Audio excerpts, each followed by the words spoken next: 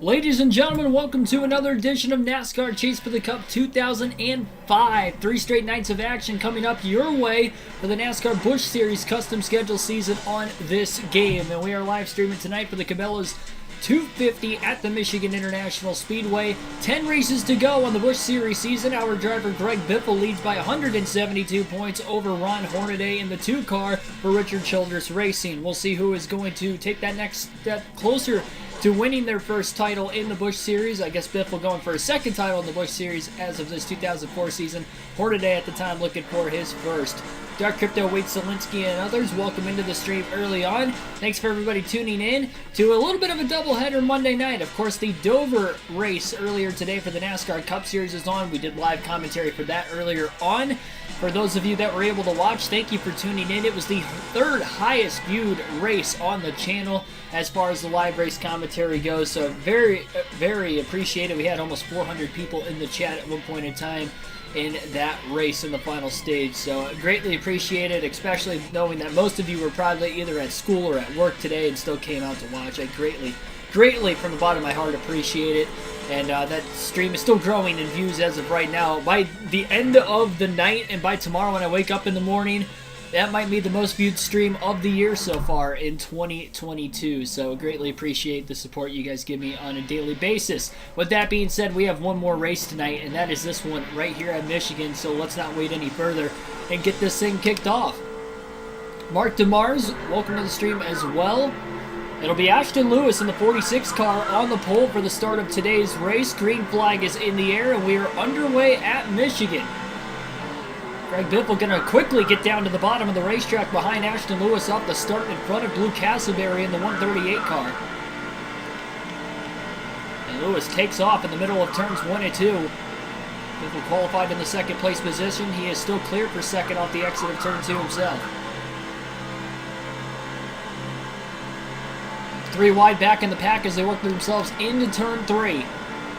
Restarts can be very crazy at this very wide 2-mile oval at Michigan. You're going to be seeing some fast speeds today, even under the Busch Series cars, I'm sure of it. And I'm sure we're going to have some cautions throughout the course of this race sprinkled in as well, as the Busch Series races at Michigan in this game have brought races where we've seen a decent amount of yellows in the past. Ashton Lewis will end up leading lap number 1 today. Track position is going to be a very, very big key. Really able to stay in the draft well down the long straightaways, but it's difficult to make passes, especially on the car with the clean air. So we'll see what Biffle could do as he closes behind Ashton Lewis into turns 3 and 4 on lap 2. Michelle Marie Cave Miller and Michael Turner, welcome to the stream. Big side draft from Biffle on Ashton Lewis in the tri-oval. Lewis will lead that lap at the start-finish line by inches. Biffle was trying desperately to get to the inside of Lewis and couldn't quite do it. Derek Booth, welcome into the stream as well.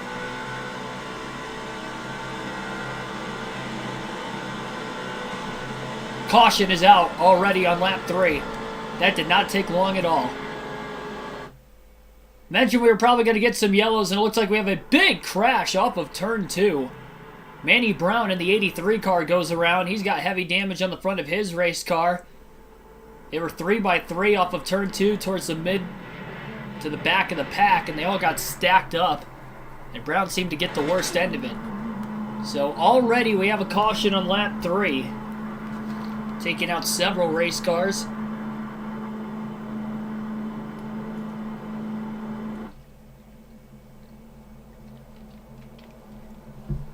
Happy birthday to your dad. 61 years old. Green flag back in the air. Ron Hornaday getting to restart 3rd as he punched in line right behind Greg Biffle. Biffle quickly pulls down to the bottom trying to get that initial launch in. Here comes Hornaday to the outside looking for second place in the middle of turns 1 and 2. Biffle trying to crowd him. Up the track they go, side by side for second. And maybe 3 wide as Tenfito is looking to the inside. Biffle will just pull in line behind Hornaday and try to draft off of him now on the back straightaway. Hornaday cleared for second. Biffle charges back to the inside, holding off Kyle Busch in the 5 car right behind him, who won at Michigan in real life in the Busch race in 2004. He's trying to replicate history today. Biffle clears Hornaday for second off of turn 4.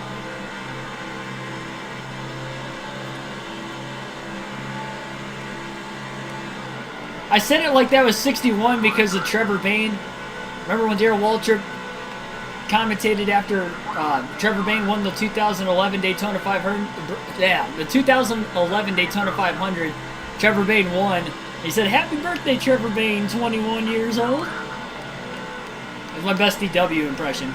So when he said 61 today, I said, "Happy birthday to your dad, 61 years old." It was a Darrell Waltrip joke, that's all. I thought somebody was going to catch on to it. Nobody caught on to it. I wasn't making fun of your dad. I promise. A lot of cars getting around Biffle on the restart. Kyle Busch up to second, Hornaday to third, and now Dale Jr. looking for fourth place to the inside of Greg Biffle. Oh, this is going to get tight. Biffle up the middle, 3 wide. Between Hornaday and Dale Jr., he's going to back out of it. He was getting really squirrely into turn 3. Decided to just let Dale Jr. go on the inside. Biffle still gets around Hornaday off the exit of turn 4 and slides in line between Hornaday and Busch.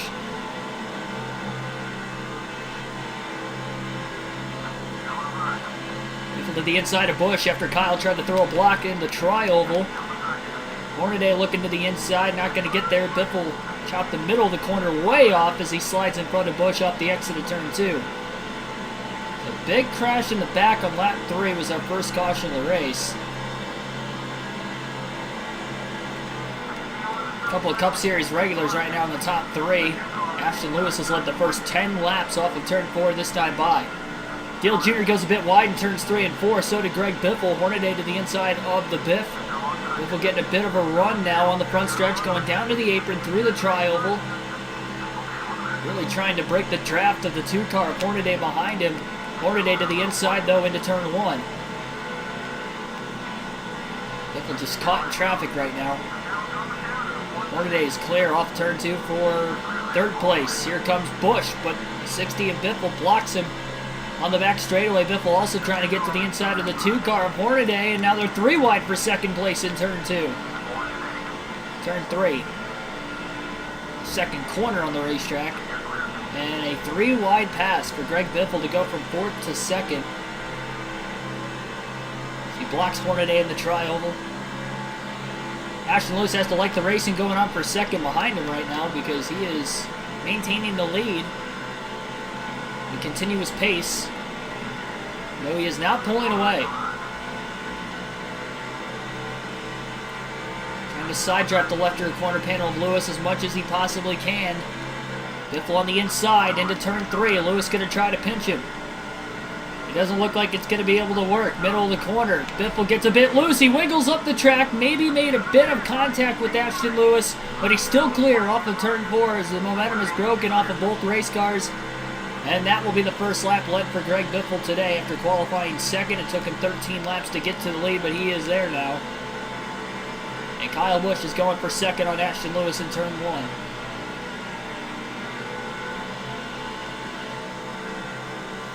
Should be a 2-stop race today. Nobody pitted during the caution on lap 3. And Kyle Busch trying to go for his first lead of the race. He's blown an engine in 2 of the last 3 races. Dropped him outside the top 3 of the point standings. And he's over 400 points off the points lead now with 10 races to go. He'll lead his first lap of the day, giving himself 5 bonus points. He hasn't cleared Greg Biffle yet. And now it's looking like he is easily clear. And Dale Jr. will take over second place. He gets to the inside of Kyle Busch. Biffle get a draft with Dale Jr. on the backstretch. Now Biffle with the run looks low. 3 wide for the lead into turn 3.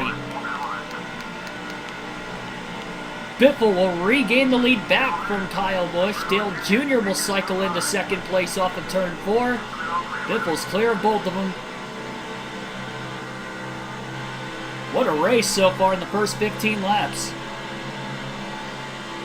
And a clean one at that with the cars at the front of the field.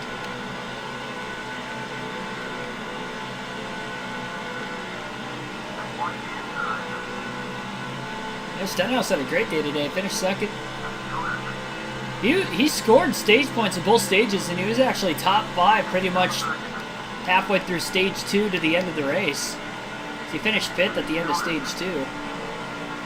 Just slowly worked himself forward because he didn't qualify all that well. I mean, he qualified 15th, was decent. He definitely had a faster car in the race. He finished second, and he probably had about a 4th or 5th place car. Contact between Busch and Biffle. And Dale Jr. on the bottom of the racetrack is going to get to the race lead because of it.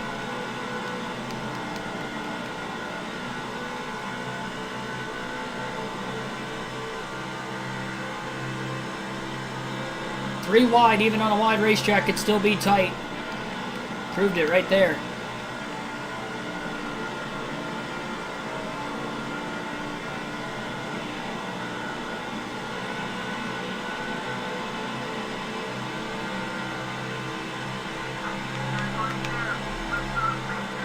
A little sideways in the tri-oval, trying to go down to the apron.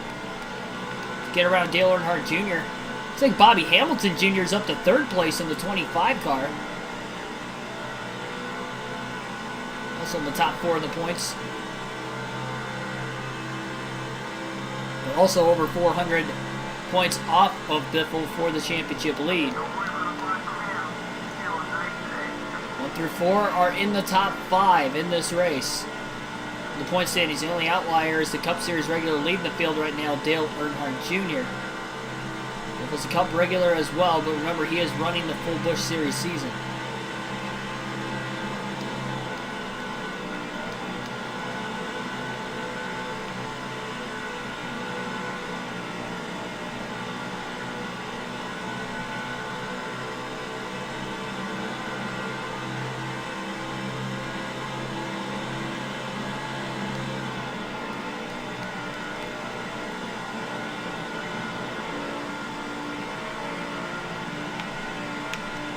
Wiggle in the middle, 3 and 4 for Biffle. Drove it in a bit too deep that time, got down to the apron in the middle of the corner. Man, another big loose moment into the tri-oval. And here comes Bobby Hamilton after the loss of momentum for Biffle off of turn 4. Trying to take over 2nd place. Can't quite shut the door on the Biff that time, but it looks like he'll be clear on the back straightaways. Biffle cuts to the inside, trying to cross the 25 car back over. And he's got him cleared again in the middle of 3 and 4. So battle for 2nd. Dale Jr. has about a 4/10 of a second lead now at the start-finish line.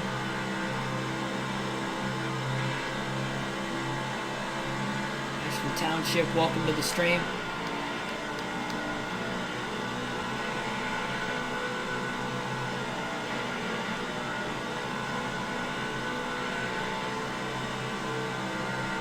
Ariel Diaz, welcome to the stream as well. Greetings from Brazil. Didn't see you in the chat earlier. Thanks for tuning in. Like and subscribe for more daily NASCAR content if you are new to the channel. We had a lot more subscribers over the last 24 hours with the Dover race taking place both yesterday on the channel as well as today. So greatly appreciate everybody supporting me on this journey to becoming a NASCAR commentator in real races down the road, commentating NASCAR races, whether it is the video game side or, of course, the real races on the race weekend as well on the daily. Brian Rodriguez, welcome to the stream. Well, we got a little arrow loose in the middle of turns 1 and 2 when Bobby Hamilton had gotten to the inside of him. Biffle's car is a little on the edge and on the looser side. May have to make an adjustment during the first stop of the race today. Bobby Hamilton again will regain 2nd place. He's trying to get his first lap sled of the day and run down Dale Earnhardt Jr. for the race lead. It's a 3-car breakaway at the front of the field for the time being since the restart. There was a 5 to 6 car battle there for a little bit, and Ashton Lewis was still leading. A little bit more of a breakaway with faster cars now leading the way. Lewis qualified on the pole to get himself that track position in the early going. Oh, Billy Deluxe, welcome to the stream as well. This is a great game. My favorite NASCAR game of all time. Hamilton is on the inside of Dale Jr. Biffle looking even lower off turn 4, but Hamilton will be able to block him down to the bottom. And Biffle has to pull in line behind Dale Jr. Hamilton is going to clear Dale Jr. to lead his first lap of the race. Hamilton now is the 5th different leader already in tonight's race at Michigan. Ashton Lewis has led some laps. Dale Jr. has led some laps. Biffle's led a couple laps. Kyle Busch led for 1 lap, and now Bobby Hamilton Jr. has led 1 lap. Jr. regains the lead off turn 2. As they battle each other back and forth, Greg Biffle is staying right there. He'll work to the inside of Hamilton, and now Jr. as well into turn 3, and Biffle looking for a second lead of the night. Off turn 4, trying to clear Dale Jr., but he's not clear yet. And it may be 3 wide for the lead at the line. Nope, Biffle, the big block on the 25 and the 8 as he barely holds him back. He'll try to protect the bottom right now on Bobby Hamilton. Side by side for second.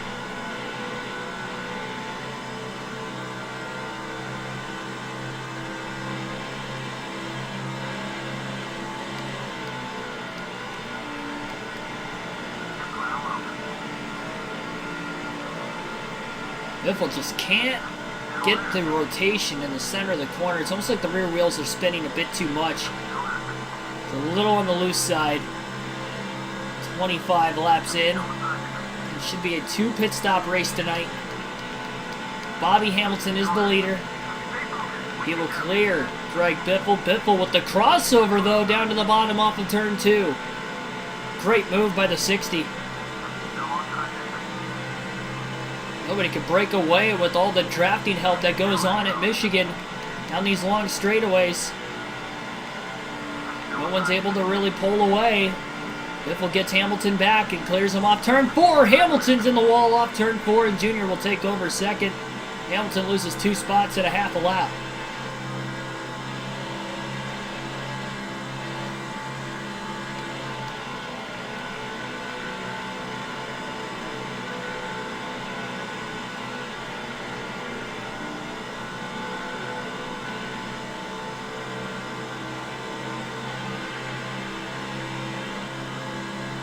NHL playoffs kick off tonight.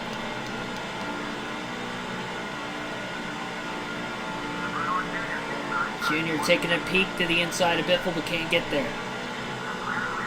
We've had a lot of lead changes already in the opening 26 laps of tonight's race. 99 laps to go at the start-finish line, though. Plenty of time left in this one for somebody else to try to get into the mix. It's amazing that the top 3 are still pulling away from 4th on back, even with the battling they've been able to do with each other for the race lead. Junior not quite clear off turn 2. Biffle trying to side draft the great 8 on the back straightaway. And a block on Hamilton's not going to work into turn 3 as Biffle goes up the track, overdriving the corner. Hamilton quickly closes on the inside of Dale Jr. off of turn 4 as Jr. will lead this lap in the line. Look at how aggressively Hamilton side drafts Dale Jr. in the middle of the tri-oval. Biffle taking a gigantic run into turn 3, but he can't quite get to the inside of Hamilton. Gets under Dale Jr., a little bit of contact with Jr. Alan Barkley, welcome to the stream. Well, technically it's a doubleheader because I did commentary for the Dover race earlier today for the Cup Series, but no, other than that, this is the only race on the video game side of things tonight. Our next race will be tomorrow at Darlington for the NASCAR Busch Series. 200-mile, 147-lap race tomorrow night. 39.163 was that last lap for Biffle, his fastest lap of the race. Dale Jr. again looks to the inside. This is a fun race right now. The top 3 are literally just all letting it hang out. Jr. pinching the 60 of Biffle down still. Biffle's going to try to go up the middle. 3 wide for the race lead and tight off of turn 4. Little room for error. Still 3 wide in the tri-oval as Hamilton leads that lap at the line. All side drafting each other. Will they make it into turn 1? Biffle's battling loose conditions with his race car. Still 3 wide. Junior is going to come out with the race lead on the bottom. That was a big hold your breath moment. These guys are relentless right now, and the fact that they've been racing clean the whole way is impressive. Especially at these high speeds at Michigan. Biffle to the inside of Junior. We mentioned he was getting a little on the loose side as this run carries on. He had a big slide and catch in the middle of 3 and 4 and loses a spot to Hamilton, who gets the run off the banking in the exit of turn 4 on the high side.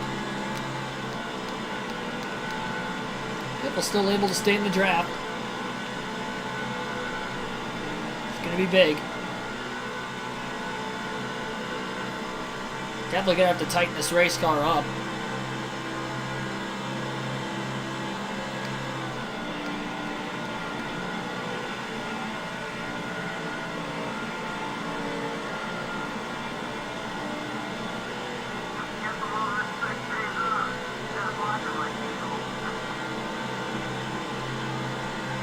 AI difficulty is always on Legend with this game, in the EA Sports games, and then it's always on Champion for NASCAR 21 Ignition. I do run Expert on some races on NASCAR 21 Ignition. Most of the time it's on Champion there.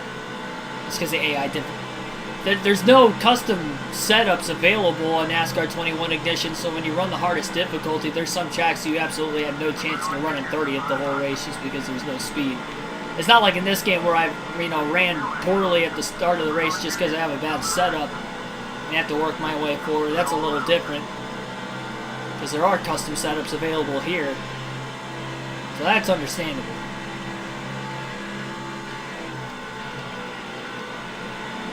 But with not being able to adjust that on NASCAR 21 Ignition, it makes it a little harder.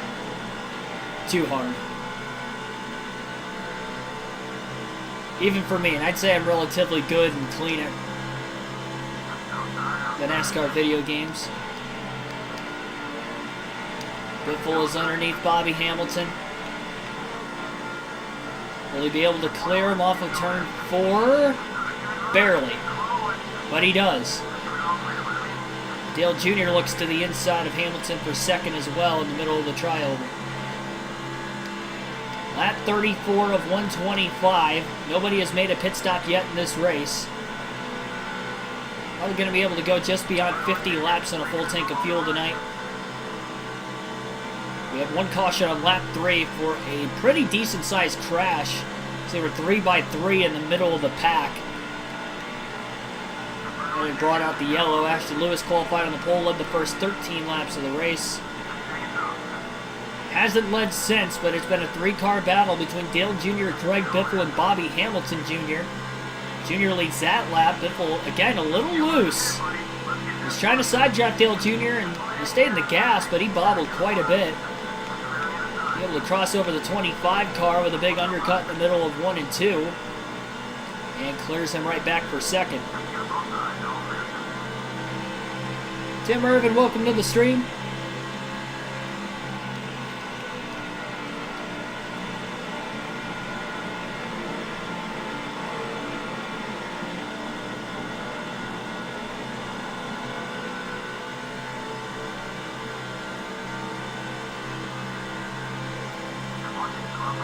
Right back to the inside of Dale Jr. again.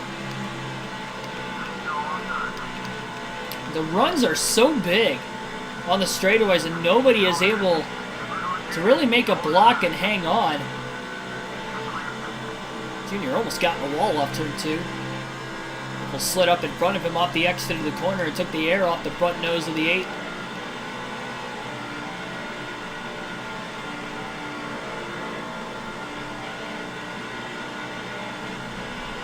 Like a 3-car super speedway race. The way things have played out so far today at Michigan. We'll alternate through the different camera angles for the first time in the race today for about the next 4 laps. Biffle just ran his fastest lap of the race of a 39.129 that last time. And that last lap.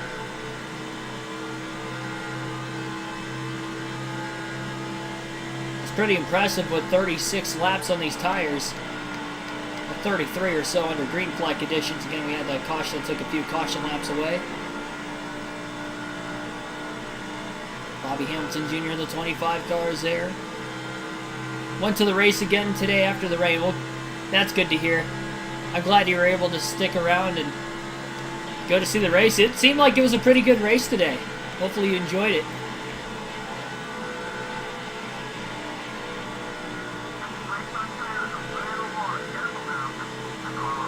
Right front tire wearing off on the 60 car of Greg Biffle. It's in the yellow. The tire wear indicator, Dale Jr. and Bobby Hamilton Jr. still swapping back and forth for second, allowing Biffle to hold on to the lead.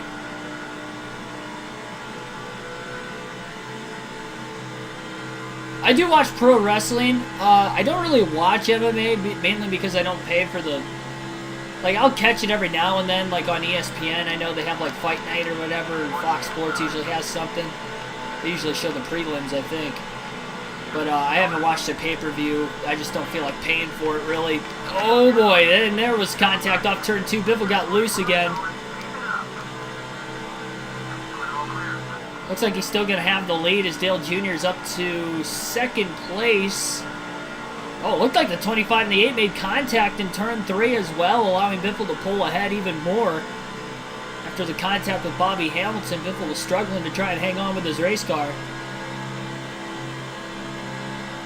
As far as other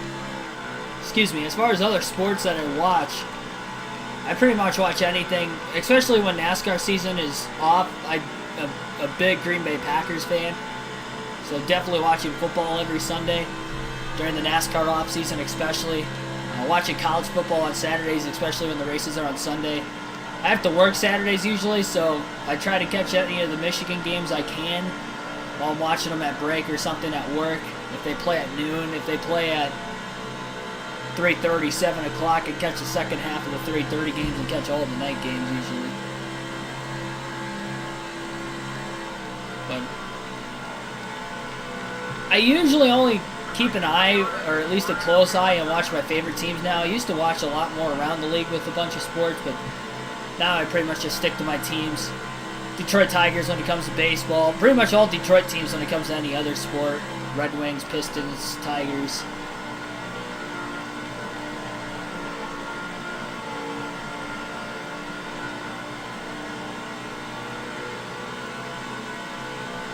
Excited when Kyle Busch and Bowman got left. Yeah, that was crazy just to take them out like that. But I mean, that's the risk you have with short pitting, especially when you're on a short track like that. Untimely caution for sure, but you know the risk if you pit early, especially on a track that short a distance. They're lucky that they were only one lap down, because if caution would have came out another lap later, they probably would have been 2 down and they would have been trapped. Tigers play the Pirates tomorrow. Yeah, they were in a series with the Dodgers this last weekend. I think they had a travel day today.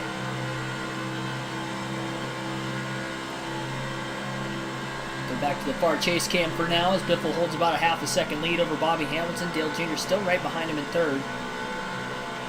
Trying to run down Greg Biffle again. So we have nearly 75 laps to go in this race. Actually, just over 85 to go. We'll have exactly 86 laps left when we get to the start-finish line this time by. It's still a 2-stopper to the end because nobody has made a first pit stop in this race. I doubt anybody will make it on one stop. They'd have to go about 67 laps. And even though we had one caution to save about 3 laps of fuel, I just don't see these guys being able to make it anywhere close to 67 laps on fuel.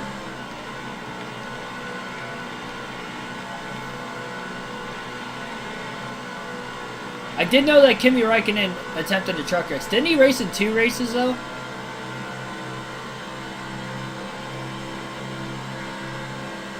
I don't know why, but I was thinking that he ran in a couple truck races that year.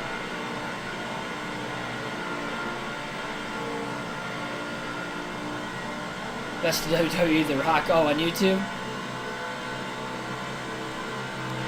Yeah, it was his birthday today, I think.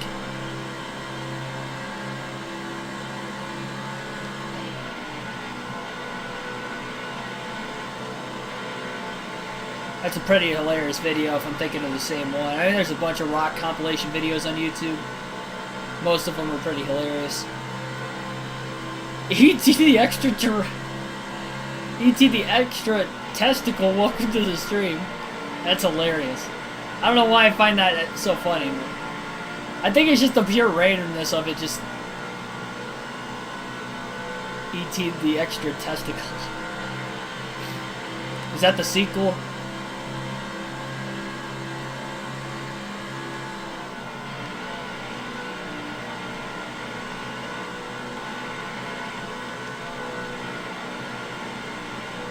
Want to see a watermelon smash in person? Yeah, I would like to see that in person. Went to the races I didn't go to this year. Oh, on WWE Network. Gotcha. Tight racing again off turn 4 between Greg Biffle and Bobby Hamilton. Hamilton will lead that lap at the start-finish line. We're trying to side draft the 25 car.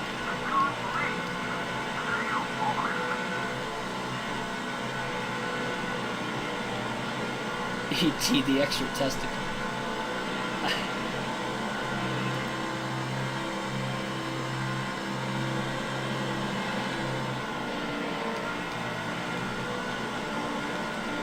Biffle up the track in the marbles and almost in the wall. Hamilton going to go up the racetrack as well, and off of turn 4, Biffle still gets a run on the 25 car and looks low in the tri-oval.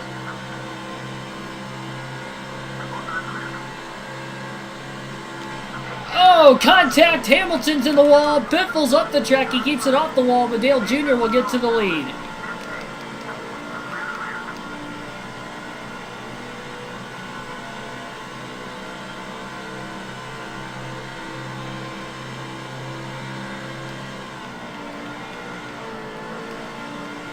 Lamorius Jordan, welcome to the stream. Started to watch NASCAR more and more. I wanted to know what's the best NASCAR game to play.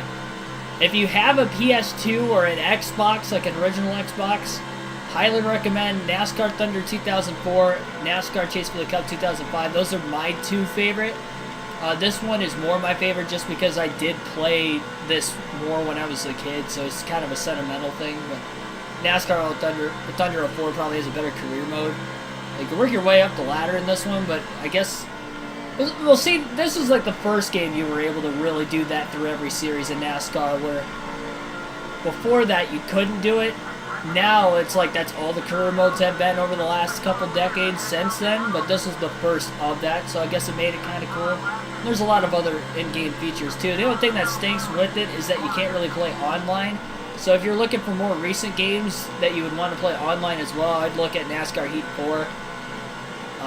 Heat 5 as well. It's not as bad now as what it was like on launch day with the fixes they've had with some of the game bugs that they had initially those first couple weeks. But I will say NASCAR Heat 4 is probably a little bit more polished of a game.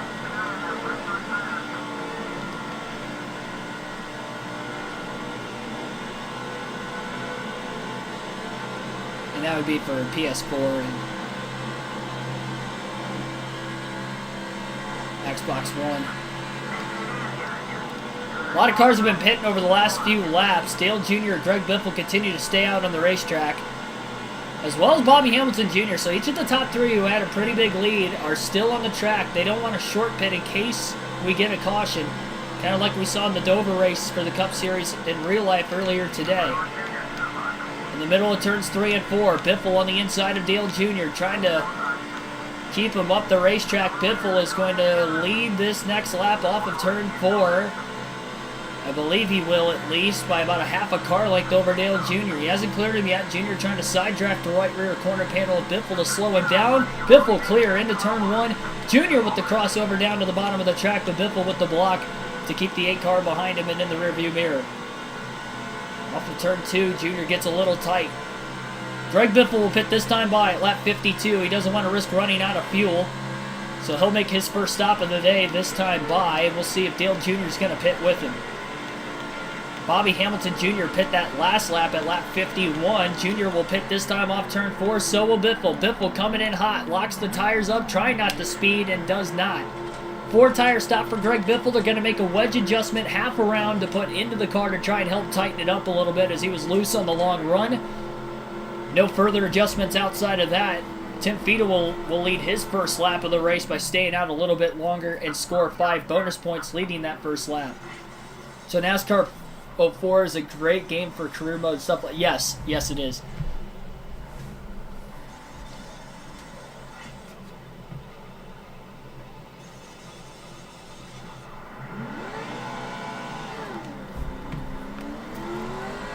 Hey, give credit to where credit's due. Stenhouse was great all day. Ran probably the best race of his career. I know he has 2 wins, but I mean, he literally ran top 10 all day today, top 5 for the entire, final 200 laps or so of the race. At least over half the race. No mistakes on that pit stop for Greg Biffle, but Dale Jr. cycles way ahead of him. What a fast stop by the 8 and the 25 crew, but especially the 8 of Dale Jr., who was in the lead at the timing of the pit stop starting. Though it was Biffle who was leading when both the 8 and the 60 pit. Feeta will let 2 laps. The 7th different leader of this race would be the 12 car of Feeta. So Dale Jr. will lose 1 to 2 spots during the green flag pit stops, but Dale Earnhardt Jr. is the leader. Junior Nation going wild. He's won 1 Busch race and 1 Cup race on our season so far, trying to get his 2nd Busch win of the year. He hasn't won a Busch race since the 3rd race of the season, though, on the Busch Series season. Yeah, Buescher qualified pole, finished 8th, ran top 10 all day, too.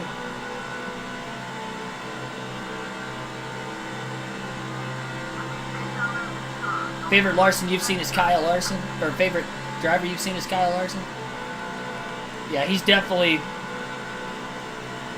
I'd probably say top 2, at least in the sport, of who's the most talented between him and Kyle Busch. I think Larson has a little bit better raw talent, just overall, because he could drive pretty much anything you put him into. In NASCAR, I think you just have to give Larson time, and we'll see, where he ranks to Kyle Busch by the time Busch is retired, and by the time Larson's, in his mid to late 30s, we'll see how many wins he has, and we'll see if he's on pace for, something like Busch, because Kyle Busch has 60 career wins, but he's also been in the Cup Series a lot longer than Kyle Larson, and Larson's at, 16 or 17 career wins right now? And 1 championship. Busch has 2 titles. I will say Larson won a title a lot sooner than what Kyle Busch did.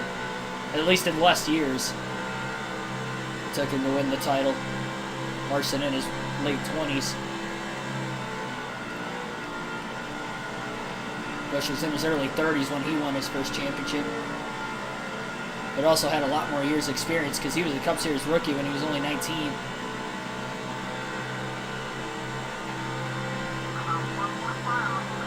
Biffle's still 2nd and a half off the lead in 3rd. He is the highest running of the top 3 in the point standings right now. The main guy he's trying to beat is the 2 car of Ron Hornaday. Again, if you look at the bottom left-hand corner of the screen, Greg Biffle and Ron Hornaday, the 2, are the championship leaders. 172 points is the difference between them. It's quite a bit, but you could score up to 190 points in one race under this points format in 2004. Is when this game takes place. So 1 bad race and Hornaday is right there. And within striking distance of the championship. And we still have 9 races to go once the checkered flag flies tonight. We still have a long ways to go in this one yet as well. Lap 58 of 125. We've only had 1 caution. It was on lap 3, a 6 to 7 car pileup off of turn 2 in the middle of the pack. After seeing the replay of what happened. Thanks to the EA Sports replay system on this video game, and these video games in general. Happened to Blaney after the 2nd stage win. Well, so he was one of the cars that hit pit road when the caution came out. He was actually 2 laps down instead of 1. So because he was 2 down, he was really the only car 2 laps down, so he was trapped at 27th the final 70, 80 laps of the race. Whenever that caution came out, that put Bowman and Busch a lap down, and they had to take the wave around. Blaney was 2 laps down. Because he was a lot further back than Bowman and Busch when they pitted. Of course, they were the leaders. So that's why they only lost 1 lap. Greg Biffle has caught up to the 25 car. Bobby Hamilton Jr., they're side by side for position in the trial. Hamilton's going to be able to hold on to second place, and Biffle's going to have to drop back in line behind him. Speeds of over 190 plus miles an hour today at Michigan going into turn 1. That is blistering fast, especially for the Busch Series race cars. Don't have as high of horsepower as the Cup cars did in 2004. The speed in the draft on these long straightaways is definitely the big factor in why they're able to go as fast. Biffle again to the inside of Hamilton. In the middle of 3-4, a little bit of contact with Bobby Hamilton, and that's going to give Biffle second place.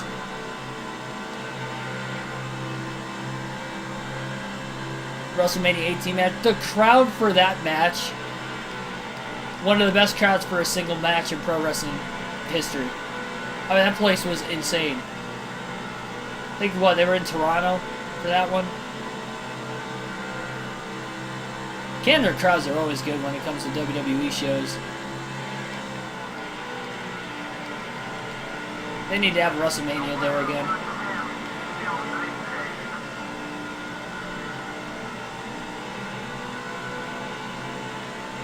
I do not have a Twitch. Just YouTube right now. Maybe down the road I think I might have one. Dale Jr. did not get off the exit of turn 4 well at all. Greg Biffle didn't even hop in the draft and closed on him still. And they're side by side for the lead off of turn 2. Contact! Biffle just squeezed Dale Earnhardt Jr. into the wall. Biffle going to overdrive turn 3 as he was still lost on the momentum, and he'll go all the way up the racetrack now, barely keeping it off the wall, and Jr. may get the lead back on the bottom.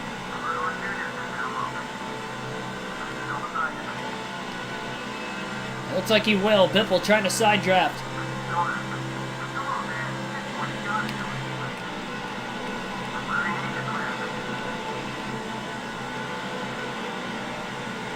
I'm very, very surprised that these top 3 have not wrecked each other as hard as they've been racing since the restart. Really back at lap 7. These guys have not let up in the action. They've only made contact a few times with each other too, and it's been mostly clean. They're 3 wide again off turn 4. Hamilton in the middle, Jr. on the outside. Biffle on the inside.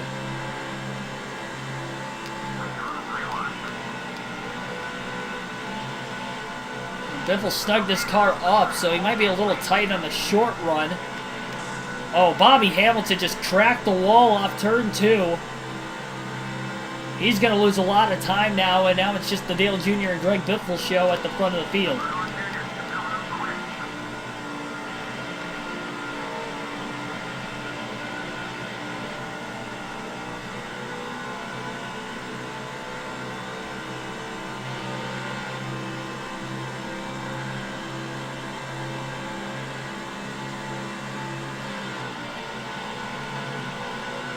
.60 laps to go this time by.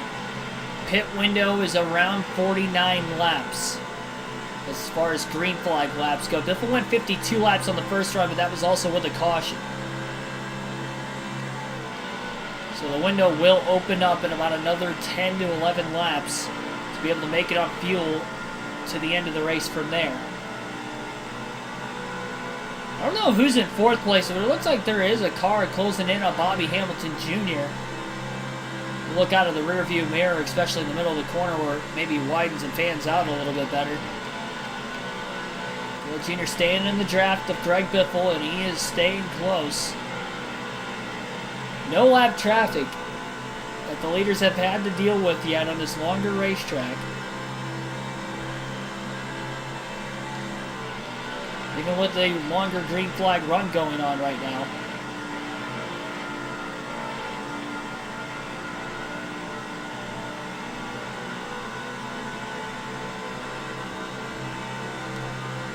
We'll alternate through the different camera angles for the next 4 laps, one final time in today's race. Biffle just ran his fastest lap of the race that last time by of a 39.096. He's closing in on a 39 flat slowly but surely. You can definitely tell that the wedge adjustment has helped the 60 car if he's running his fastest laps of the race during the second fuel and tire stint compared to the first one. Definitely noticed that since he has taken the race lead away, it's a lot harder for Dale Jr. to be able to get a run on him. And Biffle's holding his own pretty well for the most part right now. Halfway home in this one, so now it's time for tonight's trivia question on the channel. Tonight's trivia question has to do with the fact that the NASCAR Cup Series was at Dover this weekend and concluded their race today following the rain delaying it from yesterday afternoon. So tonight's Dover track fact or track trivia question is this: who is the driver to start furthest back in the field and win at Dover? So who is the driver to qualify furthest back in the field and win at Dover? I'll give you a hint to that question at lap 75 if you guys do not get the answer to the question correctly before then. And I'll give you the answer at lap 80 if it is not answered correctly until then as well. So that is tonight's trivia question on the channel. Again, one more time. Who is the driver to qualify furthest back in a Cup Series race at Dover and win? See if you guys know down in the comment section below. Try not to Google it if you can. And multiple guesses if you want to. The answer is not Kyle Busch. Kyle Busch was not the answer.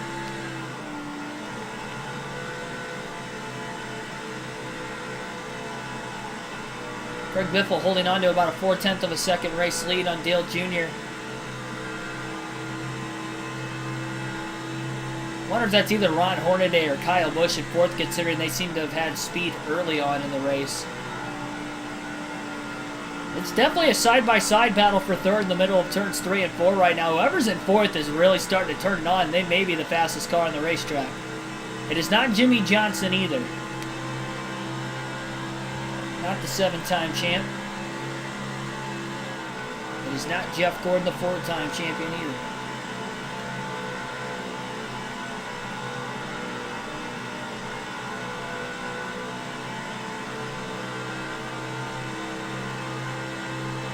Again, hit for that question will be at lap 75.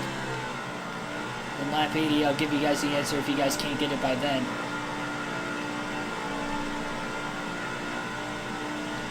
About a 10th quicker than Dale Jr. that last lap. Growing out to about a 6/10 of a second lead now at lap 72. 53 laps to go at Michigan, just outside the pit window right now. You may see some cars pitting in the next few laps to try and short pit. It is not Rusty Wallace.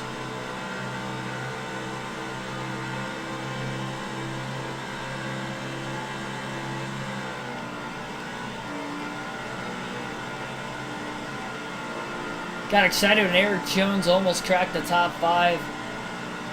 Drifted back and finished 10th. Yeah, he didn't have as much speed on the long run on that final stint. He was kind of dropping a few spots there at the end, but he had a great race nonetheless. He was also in the top 10 all day and still got a top 10 finish back-to-back top 10s for Jones. Not Joey Logano, not Matt Kenseth, or Alex Bowman. Tony Stewart is close, but it is not Tony Stewart. Tony Stewart is the only driver to qualify outside the top 20 and win at Dover more than once after qualifying outside the top 20, but he has not qualified the furthest back in the field. And that is very close. Not Mark Martin or Martin Truex Jr. either. Give you guys a hit in another lap. I'm curious if somebody's going to be able to get it tonight. It's a tough question.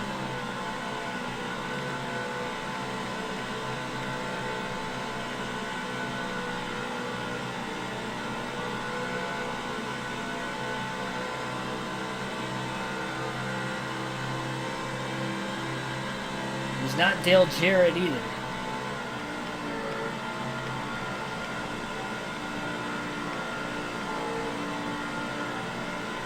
Dale Jr. has just lost second place, and I believe it is Kyle Busch who has raced his way up to second. That 5 car has come to life in the second half of this one. And I almost wonder if they made a big swing on the adjustment change during the first pit stop of the race. He has come from, I don't even know how far back interval-wise, but from 4th place at least up to 2nd, and now a half a second up the lead from Greg Biffle. As green flag pit stop started that last time by as well. The answer is also not Dale Jr. The hint to tonight's trivia question, again, first the question was, who is the driver to qualify furthest back in the field and win a Cup Series race at Dover? The hint to the question is it was in the 1990s. So this happened in the 1990s. So that is tonight's hint. Wyatt Hansen, welcome to the stream as well. Not Cale Yarbrough. That was a little bit after his time.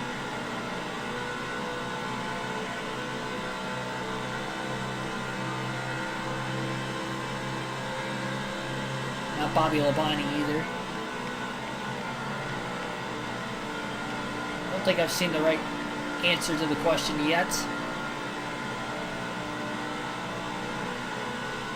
Kyle Busch still closing on Biffle, and now is within a few tenths of a second. It is not Dale Sr., not Bill Elliott, not Ernie Irvan. Poisonous Frog, welcome to the stream, by the way. First I've seen you in the chat. Biffle might have overdrove 1 or 2 a little bit. He had the left side tires just a hair below that yellow line on the bottom lane, separating the apron from the track from the actual racing groove. And that allowed Kyle Busch to beat him back to the throttle in the middle of the corner. And Kyle Busch is in the draft. He is close enough to really get big runs now on Greg Biffle. We haven't seen anybody challenge Biffle since the first pit stop. Kyle Busch, out of seemingly nowhere on this long green flag run, has speed all of a sudden, and he is challenging. It is not Jeff Gordon. Not Harry Gant, not Rusty Wallace. Not Ryan Newman. Newman was a rookie in 2002. And Kyle Busch is really fighting for this lead. Almost got to the inside of Biffle off of turn 2.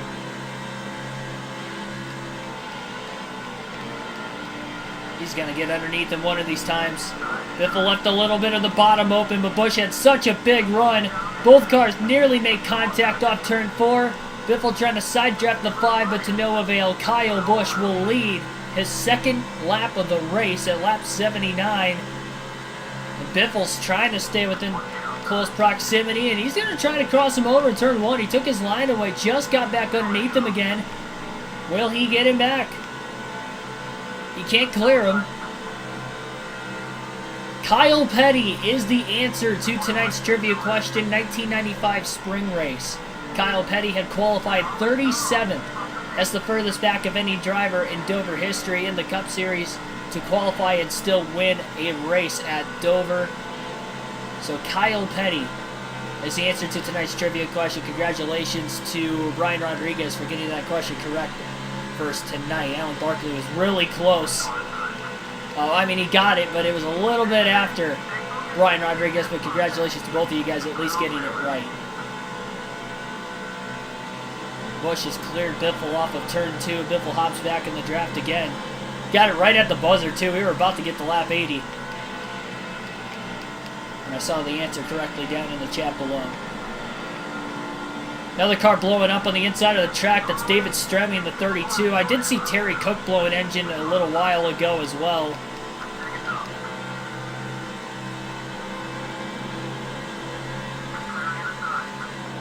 Busch holding on to the lead and fending off Greg Biffle. Now Biffle was going to be the one to beat after the first stop. I may be a little bit wrong on that statement. It may be Kyle Busch. It's definitely a two-car breakaway right now. Biffle's staying close as he's in the draft still. 195 miles an hour into turn 3 that time. Biffle is pushing hard and gets to the inside of Busch with the amount of speed he had on the backstretch. Looked like Busch got a bit tight in the middle of 3 and 4 as well, and Biffle is clear. Biffle a little less than 2/100ths of a second off from his fastest lap of the race. Midway onto this current tire stint as he pitted at lap 52. About 30 laps on the tires right now.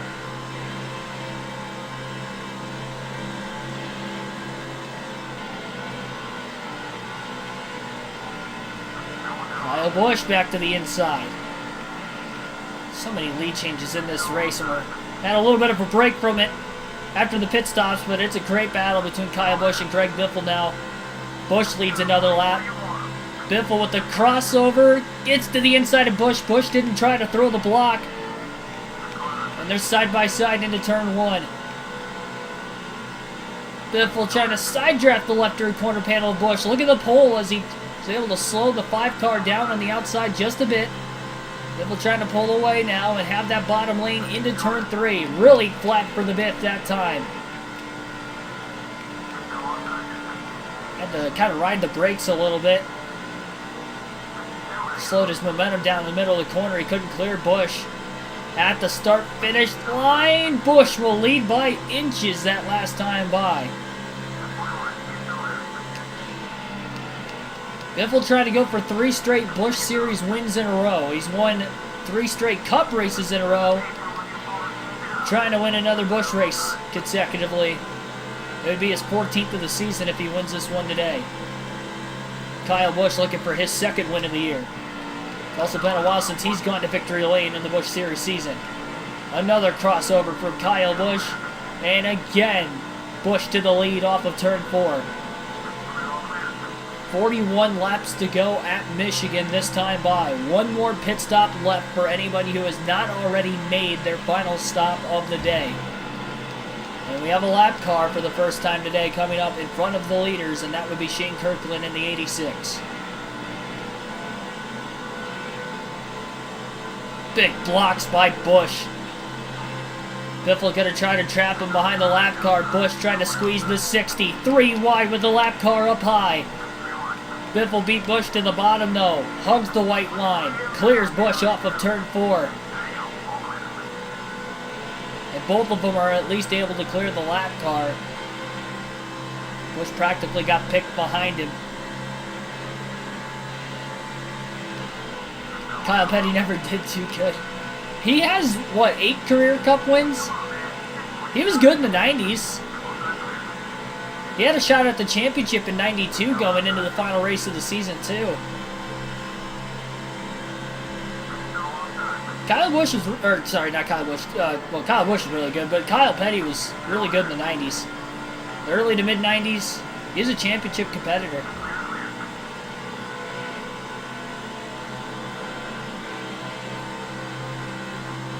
It was when he hopped to the 45 car was for Petty Enterprise, where he wasn't really as fast. So he was in his younger years.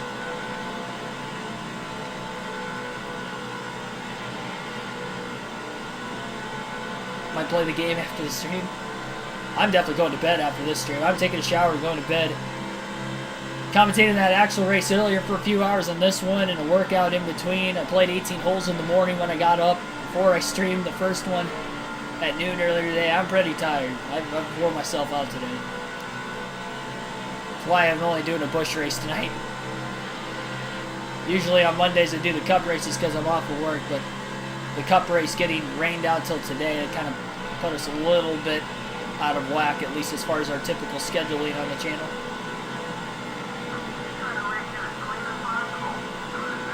Now the lap car of Al Wiggins in the 128 is coming up next. We're going to draft behind him on the back straightaway. Get to the bottom quickly underneath Wiggins. Kyle Busch in the 5 car goes a bit wide. He's stuck behind Wiggins on the outside. Biffle's fastest lap of the race was the last lap. 39.078 this time by. Same exact lap time 2 laps in a row. Tying his best lap of the race 2 laps in a row with 39.078. And the right front tire is wearing out a little bit right now. This wedge adjustment was a big, bold call by the 60 team of Greg Biffle during that first and only stop of the race thus far.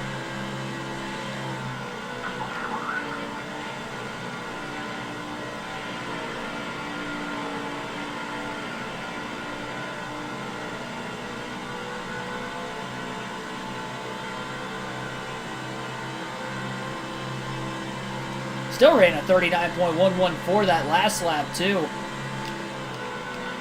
Problem is, Kyle Busch is running equal lap times considering that he's still staying with Greg Biffle. Not getting through the lap cars quite as quickly as the Biff, but he is still maintaining enough ground between him and Biffle that he can stay in the draft on these long straightaways at Michigan, and that's helping him just enough to stay with them, and he's able to get enough runs some of the time to make passes for the lead. The tires are wearing out, though. It might be a little harder for Busch to get the rotation in the race car to get underneath Biffle. Biffle made the wedge adjustment more for the longer runs because of how loose the car was towards the end of that first run. And it's definitely helped the stability in the race car as well as the speed throughout the second field run of this race. Now it's Austin and Rock, WrestleMania 19. That was their last match against...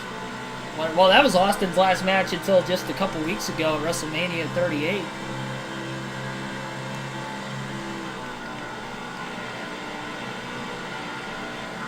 All three of the matches between those two at WrestleManias were pretty good.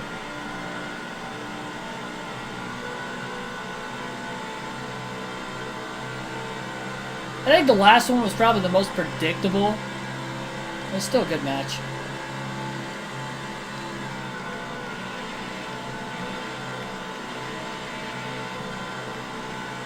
Saw Logano flip at Dover in person. It had to have been wild. Especially on a track like that. You wouldn't typically think you'd see a flip like that at Dover.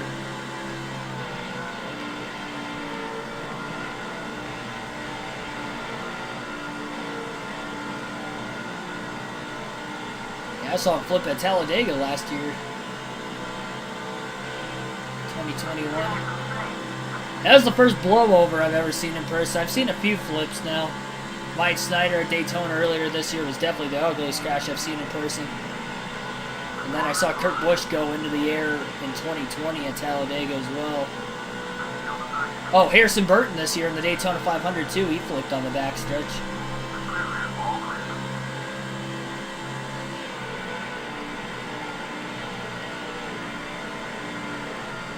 Pretty scary. Especially Snyder's crash. That crowd was dead silent until he got out of the race car. I mean, you could hear a pin drop. He was limping when he got out, but I'm glad he was alright otherwise.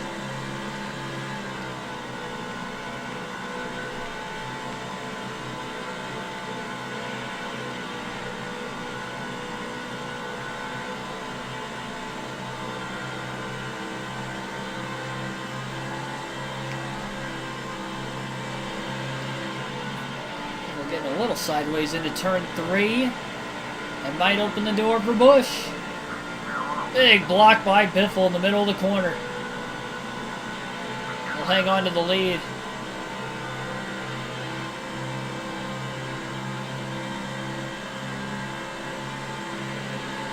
Yeah, I'm glad the cars are safe too. If you would see these crashes in the Gen 4 era, it'd be a lot harder to walk away from them. We still see injuries nowadays. I mean, we've seen a few of them this year within the top 3 series in NASCAR. Then ARCA's had a couple injuries already this year. Spencer Boyd dislocated his shoulder at Vegas in the Truck Series. I mean, you can definitely still see injuries nowadays. They're not as common, but you usually see a couple a year within the top 3 series still.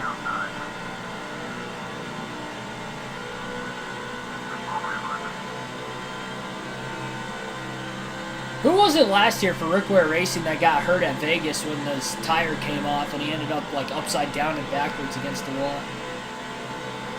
Or up on his side. I can't remember who that was for whatever reason. Was it Josh Malicki? I can't remember who it was, but I remember he ended up having to go to the hospital. He got checked and released like the next day, but might have had like a concussion or something. But or they took him in for further evaluation last year too during the Vegas playoff race. Kyle Busch took the lead for a couple laps, and then he just hit pit road with 30 laps to go to make his final stop of the race. Greg Biffle in the 60 car going to stay out just in case we get a caution. This is likely going to cycle Greg Biffle to the lead if I had to imagine. Or sorry, cycle Kyle Busch to the lead if I had to imagine.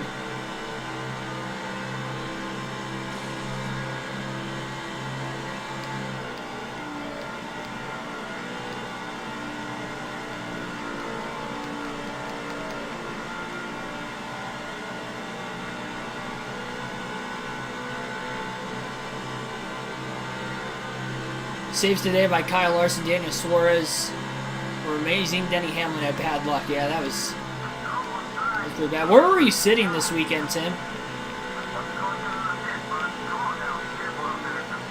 I think you might have mentioned during the live stream yesterday, but I can't remember if you did or not. Joey Gase, yeah, thank you for that. I knew it was one of the Rick Ware cars. Hamlin broke his back at Auto Club. Yeah, Kyle Busch broke his leg and his ankle at Daytona in 2015. Eric Almirola broke his back in 2017, was it?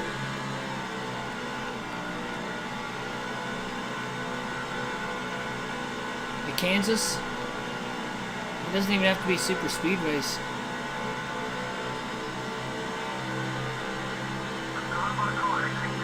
That Archer crash last week was pretty disgusting. That guy had a compound fracture in his leg, too. Scott Milton was his name.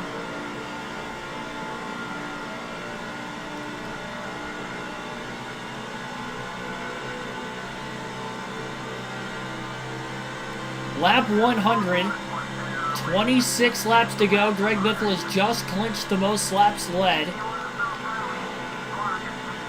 His lap time's dropped off a couple tenths of a second, though, as he's still staying out on a little bit older tires, just in case we see our second caution of the race.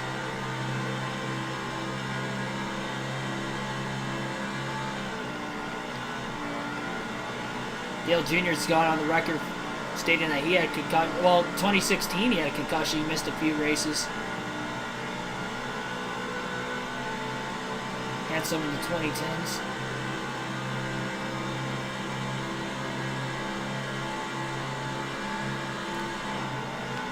In the middle, near the start-finish line, Randall got to sit wherever you wanted. Well, at least that was pretty cool.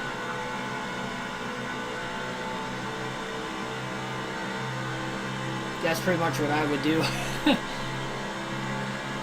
During a rain race, I'd go all the way to the top. I usually get most of the way to the top, but I'd go all the way to the top if I had the seats available if I was ever at a rain race. That's what I did at Indy. And it wasn't even a rain race last season for the NASCAR race. Both days. Got stuck up there. I was like one of the only people in my section both days. Nobody was up there. I had cushioned seats and everything. It was nice. Top of the racetrack towards the start-finish line. What do concussions feel like? More on that in a second. Greg Biffle will pit this time by at lap 102 to make a green flag pit stop off of turn 4. Here we go. It'll be a 4-tire stop for Greg Biffle, locking him up to make sure he does not speed. 4 tires and fuel, no adjustments for the 60 of Greg Biffle, and this is the money stop. Dale Jr. will stay out to lead another lap. Biffle's already led the most laps now in this race and has clinched it, but with 24 laps to go, he is in the pits for his final stop.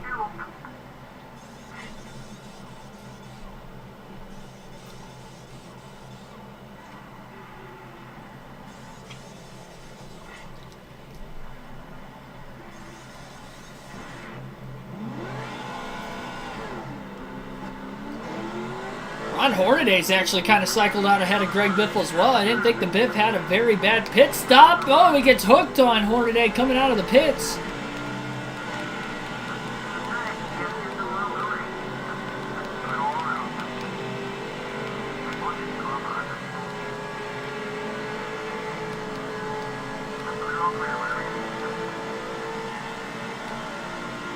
That definitely costed Biffle some time working his way off of pit road.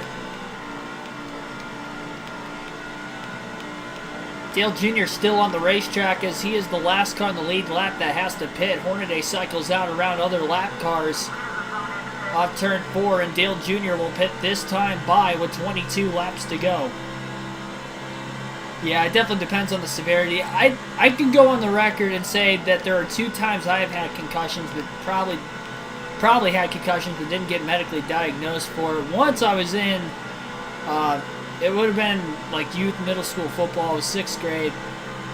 Actually, no, I don't think it was 6th grade at the time. I think it was in 5th grade, because 6th grade, I didn't really play much. I ended up getting hurt and not going back, but it was like the 5th year. I think it was 5th grade. We were doing these, we called them hamburger drills in practice. Looking back on it, you know, knowing the severity and the likelihood of having a head injury with these drills, I doubt they do them anymore, especially in like youth football, like 4th, 5th, 6th grade. And I got up. Basically, you lay on your back, and then when the whistle blows, you're supposed to get up and literally run and hit the other guy. And I went up against like one of the bigger kids on the team, and it was a helmet-to-helmet hit. Knocked the snot out of me. I felt like really dizzy, like really dizzy. It was probably like one of the dizziest I've like ever felt. I definitely got my bell rung. I got the snot knocked out of me. You could kind of like see stars a little bit. Like, it's weird when people say seeing stars because I never knew what that was like before that. But you literally get hit in the head so hard that like it's almost like you see lights flashing. It's really weird. That probably wore off within like a couple hours. But it was definitely something that I should have gotten checked out. But at the same time though, you know, even when I was in 5th grade, we didn't, I mean, that would have been like 2010-ish, 2009, somewhere around there. 2000, like late 2000s, early 2010s, you know, we didn't really know about concussions as much as what we do now. And then there was another time I was go-kart racing and I had flipped and, like competitive go-kart racing. I flipped, I used to dirt race, and I tried. I don't know what happened because it happened so quick. We were off the exit of turn 2. It was at a short track. We probably only hit about 45 miles an hour there, so relatively one of the, like, not slower. It was like a medium. It was almost like an intermediate track for like NASCAR if you're like basing it off of speed. So it was like an intermediate track for us, you know, not like a super short track, but not like a super fast one either. And I was on the bottom lane. It was in a heat race. I was going to make a pass for second. And I don't know if somebody on the outside of me got loose and clipped me or something, but I just got turned on the right rear corner panel and just smacked the wall with like the right front. Like, it just turned me up at an awkward angle. And I broke the, there was like a boarded, like there was a tire barrier and then there was like sheathing on the other side of it. And I went right through the sheathing. Well, the cart got wedged in it. There was like a guardrail and everything. Like, it got wedged. And the cart basically stuck, and I didn't stick. I went out, and I guess the cart flipped too. The cart was destroyed, but I ended up like 10, 15 feet away from where the cart actually was, and I definitely got my bell rung pretty big there. I didn't feel as dizzy, but it was one of those things, like I was walking back to the trailer, my head was just pounding. Like, I needed to take like Advil immediately. Like, I immediately had a headache with that one. It wasn't like I was seeing stars or anything like that. It was just like instant headache. Kind of felt a little nauseous the rest of the night. I didn't, like, the next morning I didn't really feel that great either still. Like, even in the head area and stuff. Crazy thing is, we actually kind of duct taped the right side fender of the race cart and got me back out there. And we still made it into the feature. We putt-putted our way in the back of the field the rest of the night, but we actually qualified for the feature still. And I finished the race. I got my points because I was racing for points and I wanted to try to qualify for the feature. They should not have let us back out there. Not only one, I probably could have been hurt off of that, probably had a concussion. 2, and this was probably only like 7 or 8 years ago, so this wasn't that long ago relatively, about 2014, 15, somewhere in there. But, yeah, so that was that experience. So Biffle cycled off of pit road in 3rd place. He just made a pass for 2nd, but he's about 2.2 seconds behind Kyle Busch with just 15 laps to go and a lot of lap traffic he's about to catch as well. And the lap traffic in front of him is about to go 3 wide into turn 3. Biffle needs to get around this group of cars quickly. Remember, Kyle Busch pitted about 6 laps before Biffle. That was the difference in Biffle cycling out a few seconds behind Kyle Busch. About 2.5 seconds behind him. And we know Busch has a fast car. Biffle trying to get through the lap traffic, but he is nowhere to go right now. Still side by side in front of him.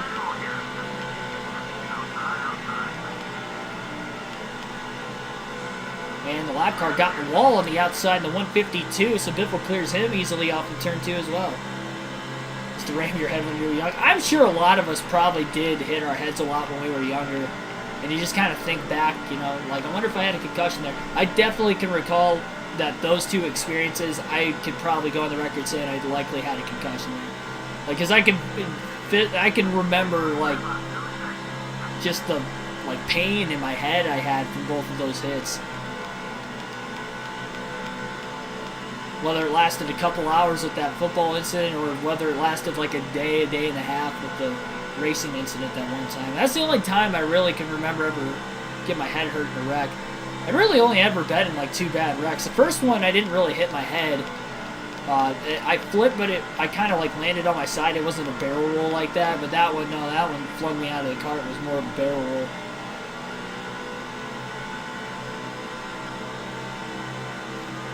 Chris Brown, welcome to the stream.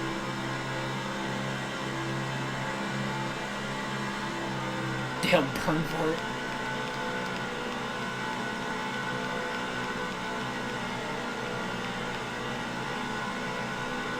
Recommended not getting a concussion, it hurts. Yes, it does. It's weird though, because I've broken my ankle before. The pain that a concussion brings, or some sort of like, you know, like blow to the head brings compared to pain of a broken bone is completely different. It's almost like a weird pain. It really is hard to explain. You just kind of like get like a nausea, headache, kind of like a queasy feeling, like you may throw up. It's really strange. Like, I've never felt like I had to throw up if I ever sprained an ankle or, you know, when I messed my ankle up in basketball one year in high school.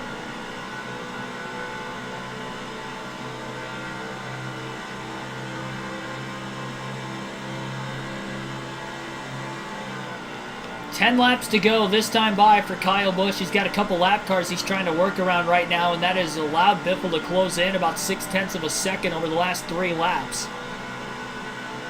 There's a great battle between Biffle and Busch before the pit stops. Does Biffle have enough time to get to Busch?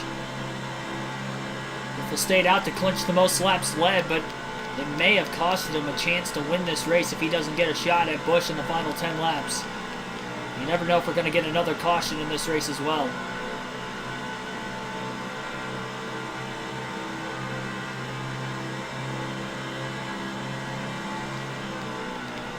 Two more lap cars yet between the top 2. Looks like Mark Handel in the 107 and the 117 car as well. 9 laps to go. Biffle's 1.3 seconds behind Busch.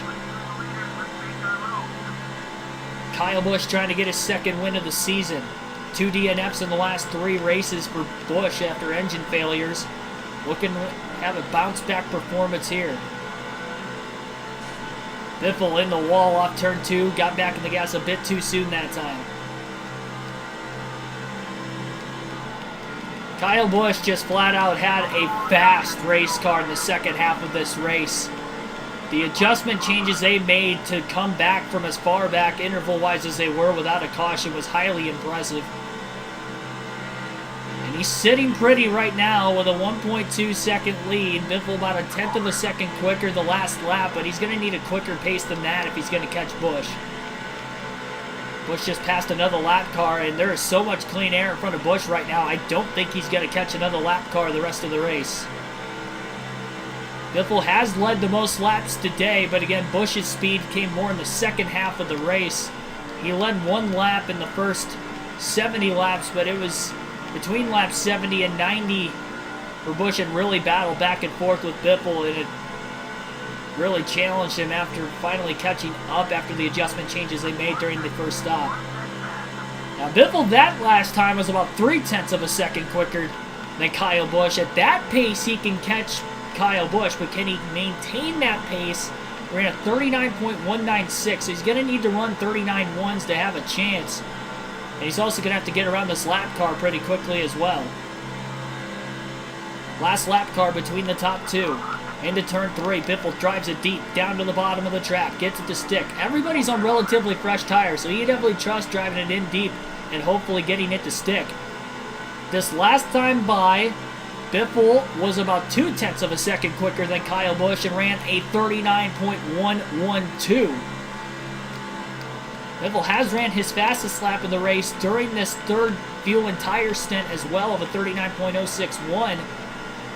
They didn't make any adjustments during that second stop like they did the first one earlier in the race.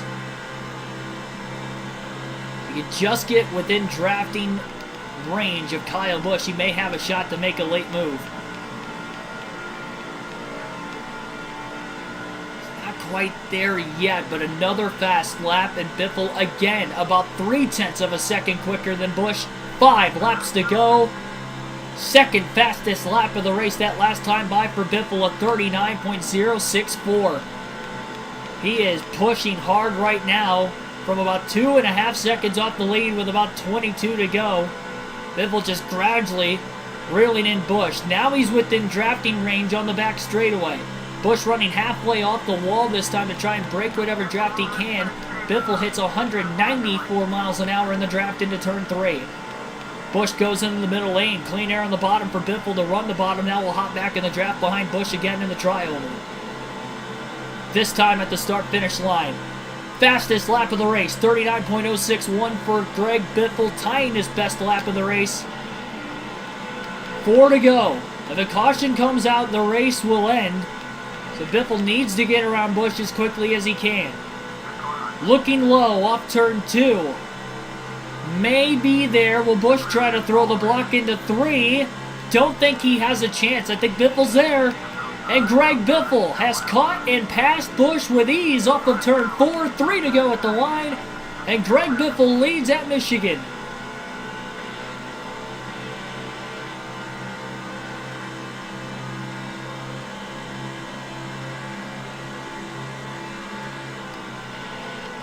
Two of the 3 fastest laps of the race for Greg Biffle were ran in the 2 laps prior to him making the pass for the lead on Kyle Busch. But now Busch on the attack in the draft. We've seen a lot of lead changes today. I don't think this race is over yet.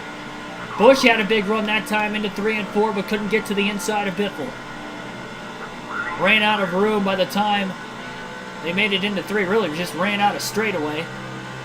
2 laps to go. No cautions on the final lap if we do get there. Biffle blocks the bottom, ran another 39.0 that last lap. 39.96 was the lap for the Biff. Biffle may have gapped Busch by half a car length off turn 2, but Busch is still easily within drafting range on the backstretch. They're going to catch one more lap car in the 123, likely on the final lap. That can make or break this race for either Busch or Biffle. It's Jay Chapman in the 123. Biffle to the inside of him, but he can't clear him off turn 4. That may cost Biffle a little bit of time going side by side with the lap car on the front stretch. Final lap, can Kyle Busch get around Biffle to make a last lap pass for the win tonight at Michigan? Busch to the inside of Chapman, the lap car in turns 1 and 2. Biffle will easily clear him as well as Busch. Busch is about a car length and a half behind Biffle on the back straightaway. He's still within drafting range. Can he clear to the bottom to the inside of the 60? Not going to get him into turn 3. Busch runs a middle to upper groove in 3 and 4. Biffle chops it way down low. Had his left side's halfway below the white line. And he will pull Kyle Busch off turn 4. Greg Biffle will win at Michigan, his 3rd in a row in the Busch Series, and win number 14 on the season.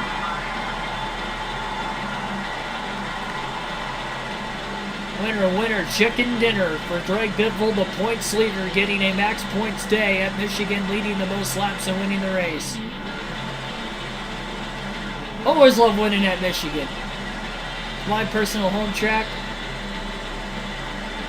Was I sandbagging earlier? No. No, Busch just cycled out ahead. He pitted 6 laps before Biffle, so that's why he had a 2.5 second lead. Plus, Busch was in the lead when we had pit also. So I didn't lose 2.5 seconds, but ended up 2.5 seconds behind him. And we just ran our fastest laps of the race at the end of the race, and that's why we ran him down. That's what it took to be able to get a chance at Busch in those final 3 to 4 laps when Biffle finally caught him. Busch wasn't as aggressive trying to block when Biffle caught him with 3.5 laps to go, but he took the lead and Busch just couldn't get back around him once Biffle had the clean air advantage. Also got around the lap car well, which Kyle Busch did as well. It was just too little too late once Biffle took the lead away from Busch. Take a look at tonight's finishing order of the Cabela's 250 at Michigan. 1 hour, 28 minutes total time on today's race. Greg Biffle gets the win by 0.3 of a second over Kyle Busch. 169.99 miles an hour was the average race speed. Kyle Busch led 24 laps today, was the third most. Greg Biffle leads the most with 56 laps led out of 125 in tonight's race. Max points day for points leader Greg Biffle. Bobby Hamilton Jr. finishes third with 7 laps led. Dale Jr. finishes in fourth with 26 laps led. And Ron Hornaday did not get any bonus points today. He challenged for the lead at one point but didn't lead a lap. He still gets a quiet but good top 5 run, but will still lose points to Biffle, with Biffle winning and, of course, leading the most laps. Kenny Walls has a quiet day and finishes in 6th as well. Ashton Lewis qualified pole, led the first 10 laps of the race and finished in 7th.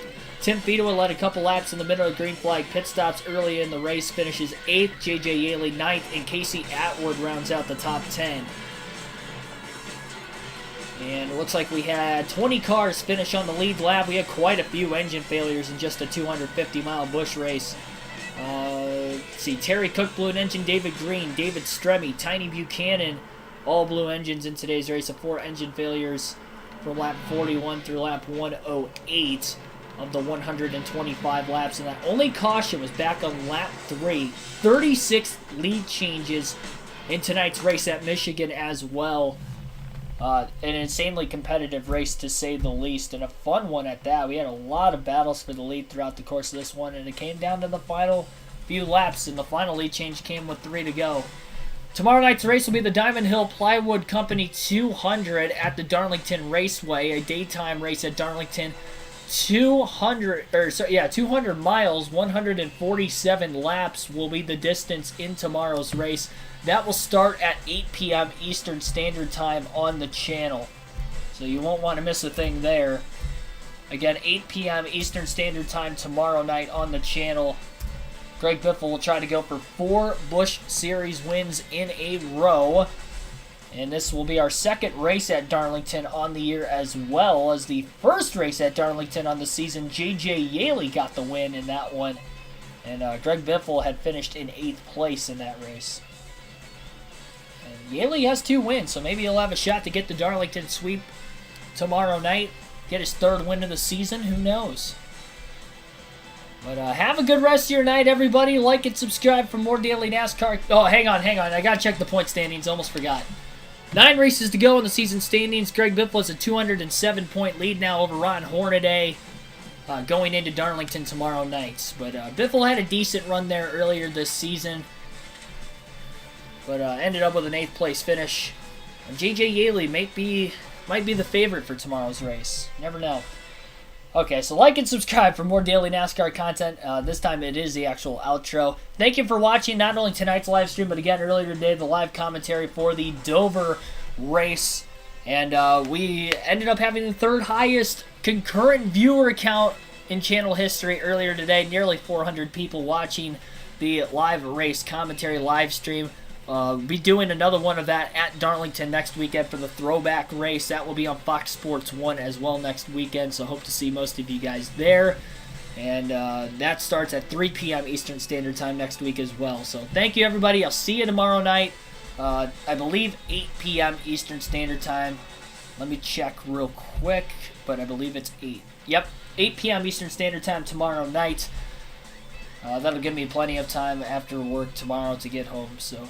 It doesn't look like I'm going to golf either. It's supposed to thunderstorm most of the day tomorrow at my house, so definitely going to be easy for me to get that up and running at that correct time. So see you guys tomorrow night at 8. Thank you, everybody, for your support as always. Very close to 2,000 subs on the channel. And, of course, also on the road to becoming a NASCAR commentator for real races down the road. Thank you oh so much, and I'll see you tomorrow night.